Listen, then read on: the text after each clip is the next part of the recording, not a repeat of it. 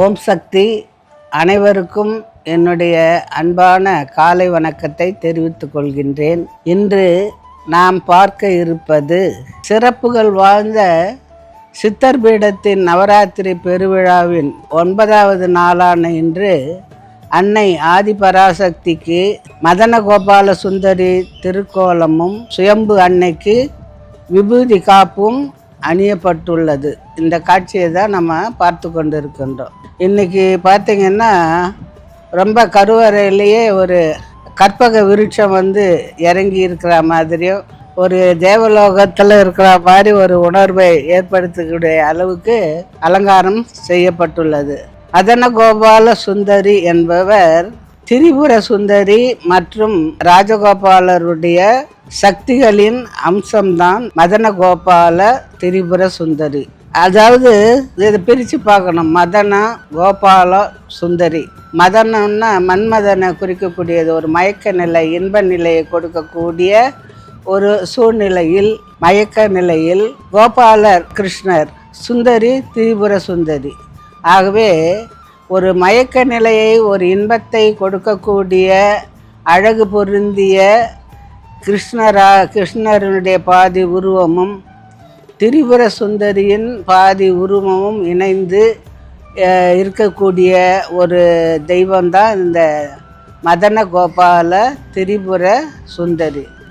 சிவபெருமானவர் தன்னுடைய உடலின் பாதி பாகத்தை பார்வதிக்கு கொடுத்து அர்த்தநாரியாக நின்ற திருக்கோலம் போல கிருஷ்ணர் தன்னுடைய பாதி உடலை திரிபுர சுந்தரிக்கு கொடுத்து அந்த நளினத்தோடு கூடிய மயக்கும் நிலையை தரக்கூடிய ஒரு சுந்தரியாக, அழகியாக காட்சியளிக்கின்றது தான் இந்த மதன கோபால திரிபுர சுந்தரி.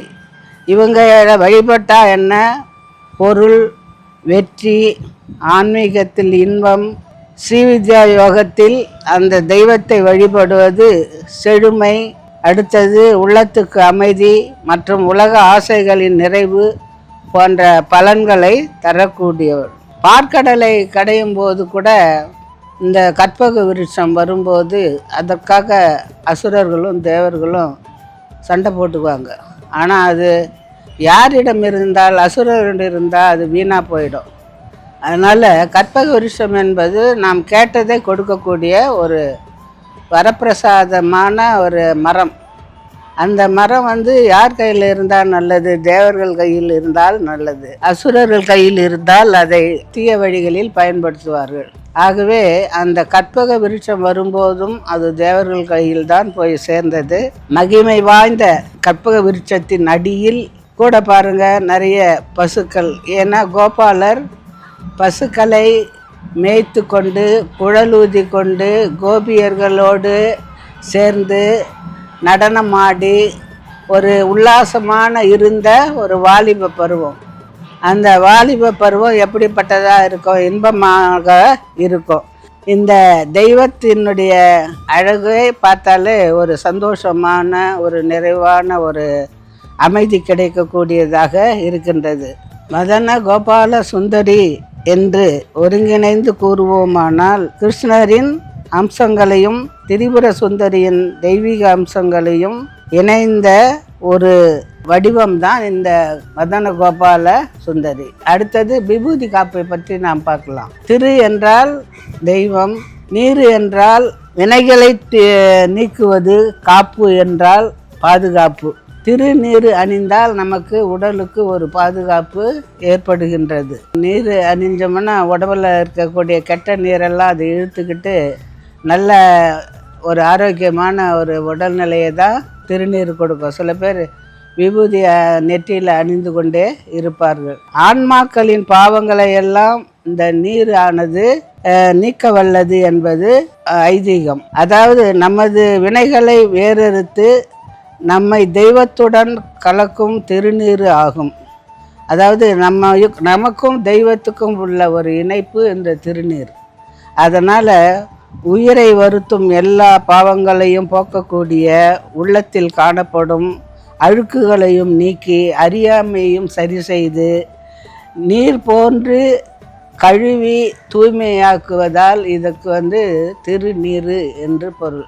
திருநீர்னா நம்ம சாம்பல்னு சொல்கிறோம் இல்லையா, அதாவது சாம்பல் எல்லா ஆசைகளையும் துறந்து சாம்பலாக போகக்கூடியவர்கள் தத்துவத்தை உணர்த்துவதும் இந்த திருநீர் தான். நீ எவ்வளோ பெரிய பணக்காரனாக இருந்தாலும் சரி, நீ எப்படிப்பட்ட வித்தகனாக இருந்தாலும் சரி, உனக்குன்னு ஒரு காலம் அழியும்போது உன் உடல் அழிந்து கடைசியில் நீராகத்தான் மாறுகிறது, அதாவது சாம்பலாகத்தான் மாறுகிறது என்ற தத்துவத்தையும் நம்ம தினமும் பார்க்கணும். ஒருத்தர் நெத்தியில் விபூதி இருக்குதுன்னா, அடடா இது நாமளும் ஒரு நாளைக்கு இந்த திருநீர் போல தான் போவோம் அப்படின்ற ஒரு இது இருந்தாவே நிறைய பாவங்கள்லாம் செய்ய மாட்டாங்கன்ற அந்த காலத்தில் இந்த நாமம் போடுறது, விபூதி வைக்கிறது, குங்குமம் வைக்கிறது, சந்தனம் வைக்கிறது, இந்த போல் நல்ல பழக்கங்களை எல்லாம் சொல்லி கொடுத்தாங்க.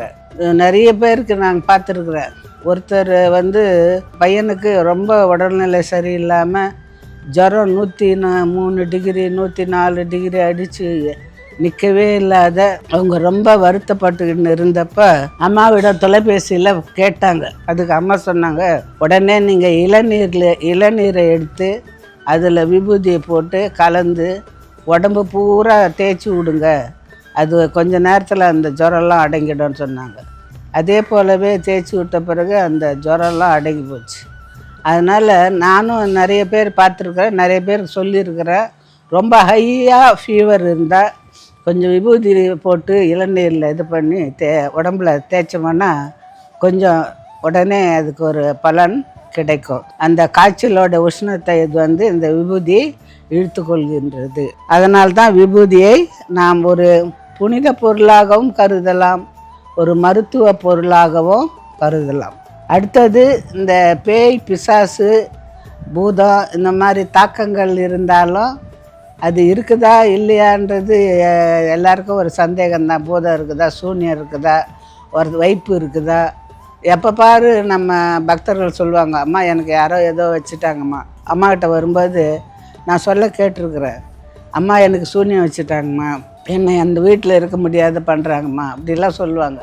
அதெல்லாம் இருக்குதோ இல்லையோ நம்பிக்கை, அதெல்லாம் நம்பிக்கை வைக்கக்கூடாது. ஆனால் நம்ம கடவுள் மீது நம்பிக்கை வைத்தால் இந்த பேய் பிசாசு சூன்யம் வைப்பு போன்ற தீய சக்திகள் எல்லாம் விலகி ஓடி நமக்கு நல்ல நன்மையை கொடுக்கும். அதனால தான் இந்த விபூதியை நாம் அணிய வேண்டும்.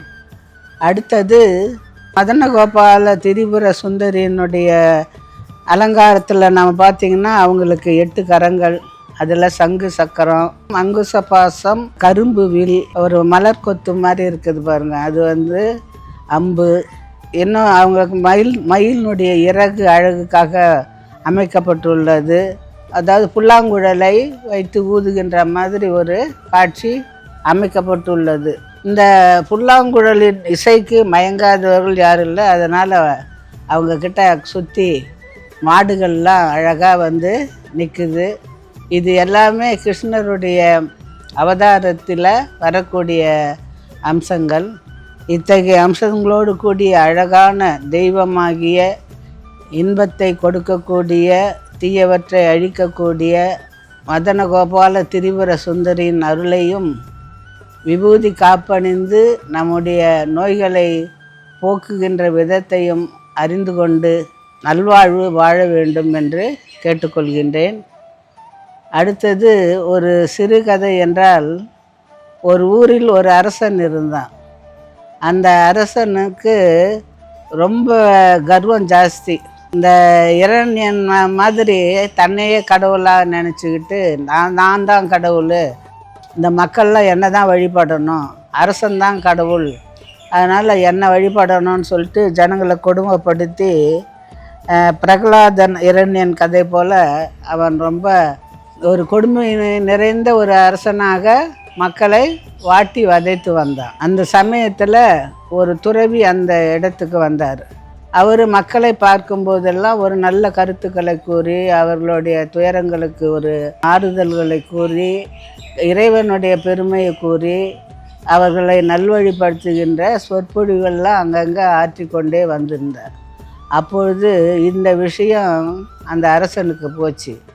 அரசனுக்கு போன உடனே கோபத்தில், நான் இந்த நாட்டை ஆள்றேன், என் குடிமக்கள் என்ன தெய்வமாக வழிபடணும், சாமியார் சொல்கிறத நம்பிக்கிட்டு அவர் பின்னால் போயிட்டுருக்காங்க.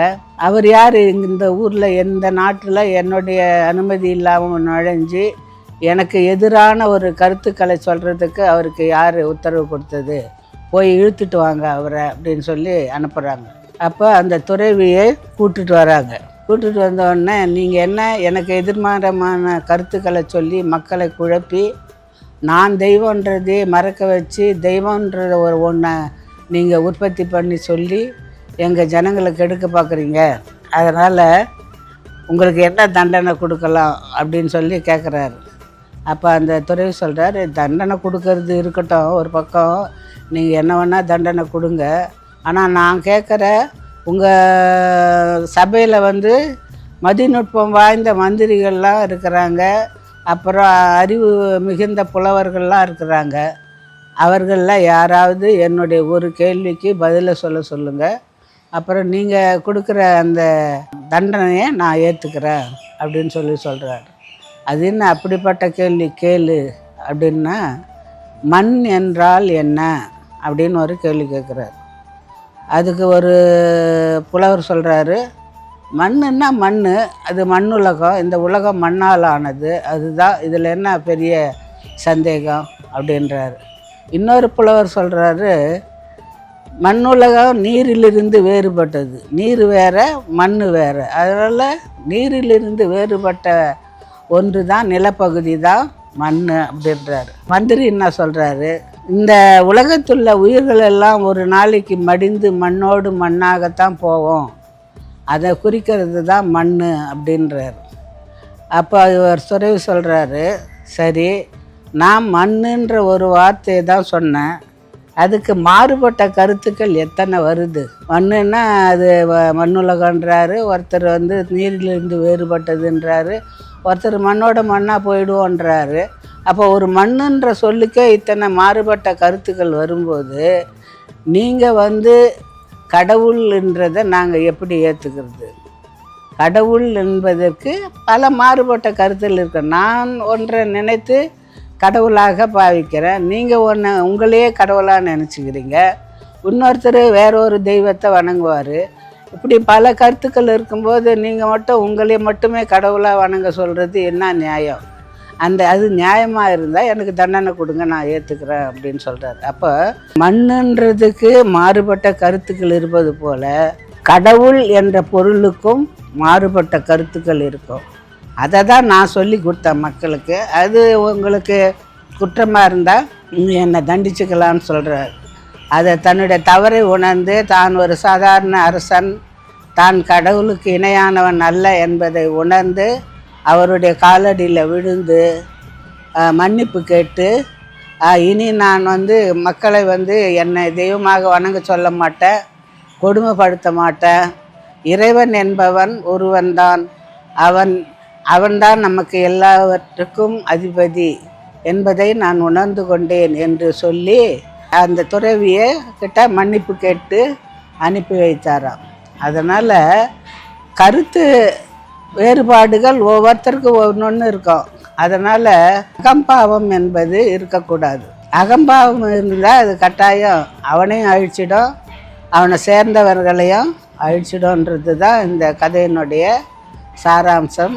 அழகான மதன கோபால திரிபுர சுந்தரியின் அழகினை கண்டு களித்து திருநீர் அணிந்து தெய்வத்தின் அருளை பெற்று நீங்கள்லாம் வாழ்வாங்கு வாழணும்னு வேண்டி விடைபெறுகின்றேன். ஓம் சக்தி.